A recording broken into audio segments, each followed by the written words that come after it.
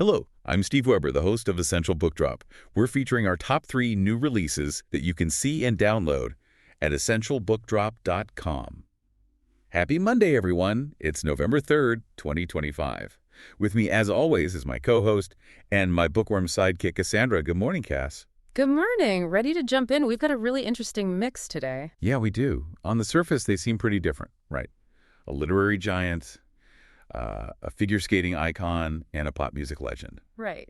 But I think there's a fascinating theme connecting them all, this idea of performance and the immense pressure that comes with it. Exactly. That's what we want to explore today. What happens when that public role, or even a private one, clashes with, real human struggles underneath. Yeah.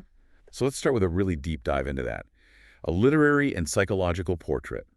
The book is When All the Men Wore Hats. Susan Cheever on the stories of John Cheever's. It's literary nonfiction, sort of a memoir, too, by his daughter, Susan. John Cheever, he's huge, definitely one of America's absolute greatest short story writers.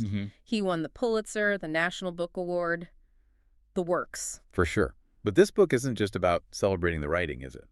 No, not at all. Susan Cheever is in such a unique spot here. She's got the critical eye of a literary scholar, but she's also his daughter, so she can really get behind the scenes. Peel back the varnish, as they say. Exactly. And she's looking at the core connection between his life and his art. And what she finds, really, is that central conflict in his work. He's famous for writing about that mid-century American suburban world, the whole martini circuit in Westchester, Connecticut. Oh, yeah, the classic New Yorker territory. He captured that facade, that perfect surface, just brilliantly. Devastatingly, even. But the book argues that precision came from his own life, right? That need for disguise. Absolutely.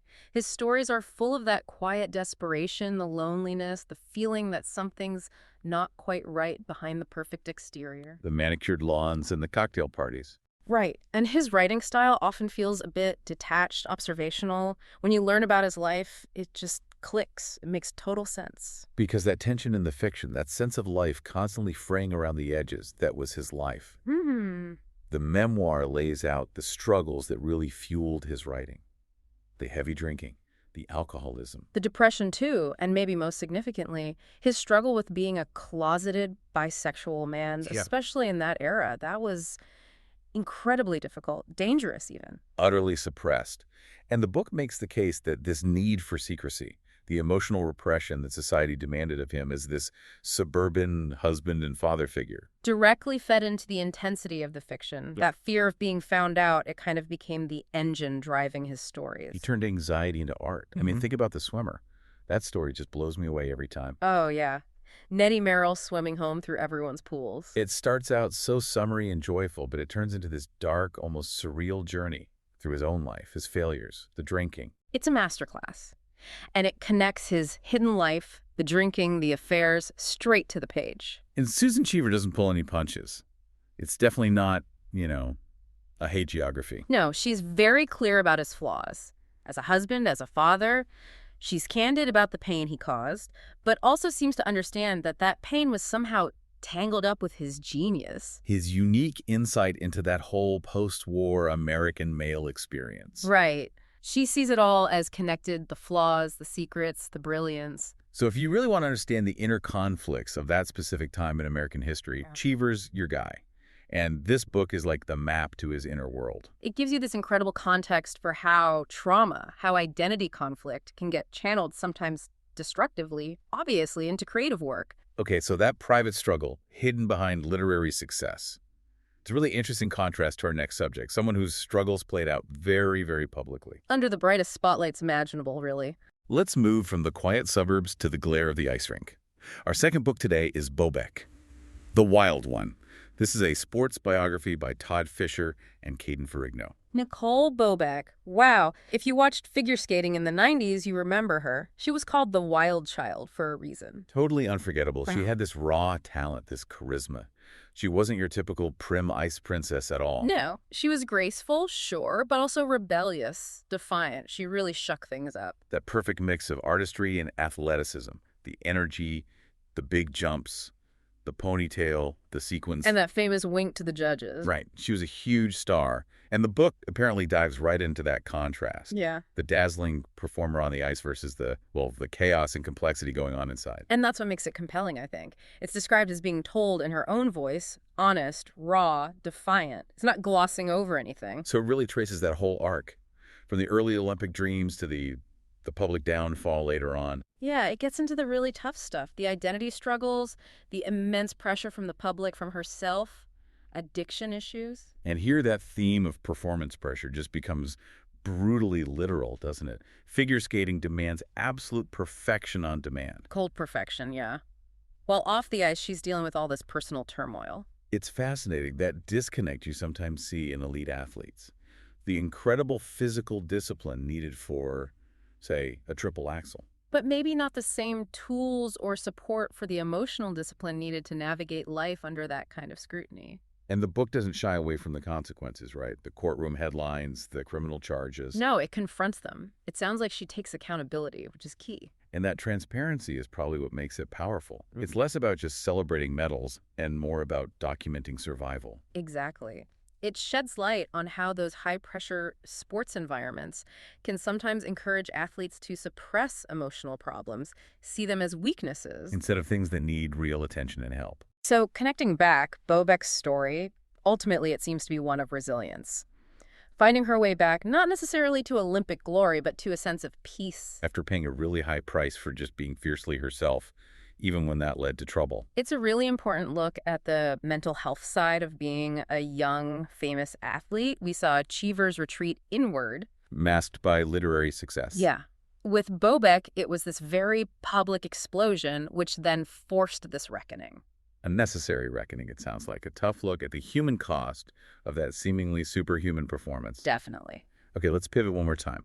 Our third subject managed the pressure of performance not just for a decade or two, but for, well, almost a lifetime. An incredible span. 8 decades. How do you stay relevant and, frankly, sane through that much change? That's the question. Our final book is That You, Pitula?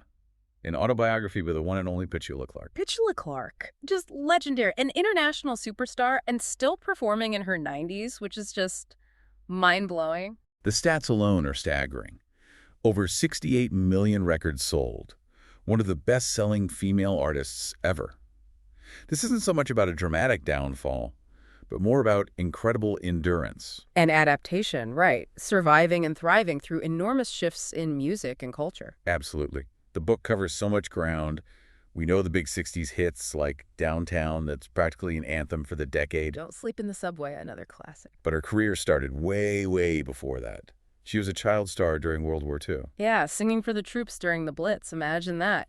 So she gives this firsthand view of moving from the big band era through early rock and roll, the British invasion, everything. She saw it all and navigated it all. And she was a trailblazer, too, breaking barriers for women in the music industry in the 50s and 60s, dealing with all the sexism. And she became the first UK female artist to win a Grammy. That was huge. Which brings up how pop culture and social change intersect. She wasn't just singing songs. She was living through history, sometimes right in the middle of it. Like that famous incident with Harry Belafonte on her TV special in 1968. Oh, right.